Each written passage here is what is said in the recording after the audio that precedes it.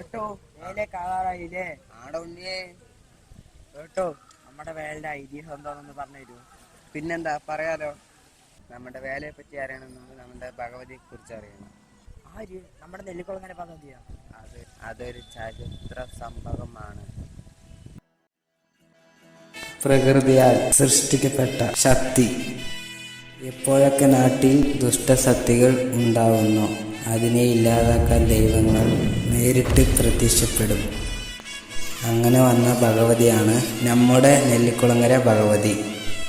നൂറ്റാണ്ടുകൾക്ക് മുമ്പ് കൊടകര നായർ എന്ന വ്യക്തി നെല്ലിയാമ്പതിയിലിരിക്കുന്ന ഭഗവതിയെ തൊഴുത് നാട്ടിലേക്ക് മടങ്ങുകയായിരുന്നു. നടന്ന് ക്ഷീണിതനായ അദ്ദേഹം അടുത്ത് കണ്ട കുളത്തിലേക്ക് കുളിക്കാനിറങ്ങി. കുളി കഴിഞ്ഞ അദ്ദേഹം അവിടെ വെച്ച ഓലക്കുട എടുക്കാൻ ശ്രമിച്ചപ്പോൾ അതെടുക്കാൻ കഴിഞ്ഞില്ല. അദ്ദേഹം പെട്ടെന്ന് അത്ഭുതപ്പെട്ടു പോയി. പെട്ടെന്ന് ആയിക്കുടയിൽ നിന്ന് ഒരു തരം വെളിച്ചം വന്നിരുന്നു. ആയിക്കുടയിൽ ഭഗവതി സാന്നിധ്യം ഉണ്ടെന്ന് അദ്ദേഹം മനസ്സിലാക്കി.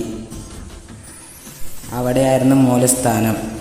അതിനെ തുടർന്ന് അദ്ദേഹം ഒരു ജ്യോത്സ്യരെ വെച്ച് പ്രശ്നം വെപ്പിച്ചു. ജ്യോത്സ്യർ ഇപ്രകാരം പറഞ്ഞു: ഭഗവതിക്ക് ഒരു ആഗ്രഹമുണ്ട്.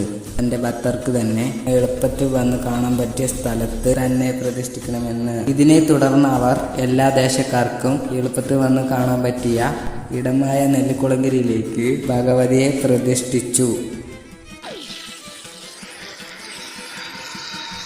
അങ്ങനെ ഭഗവതിയുടെ സാന്നിധ്യം മൂലം ദേശത്തുണ്ടായിരുന്ന ദുഷ്ടശക്തികളെയെല്ലാം ഭഗവതി നിഗ്രഹിച്ചു.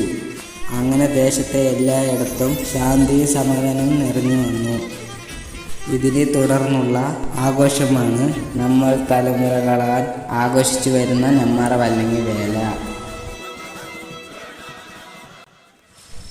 അപ്പൊ നമ്മുടെ വെടിക്കട്ടോ? അത് മറ്റൊരു ചരിത്ര സംഭവമല്ലേ?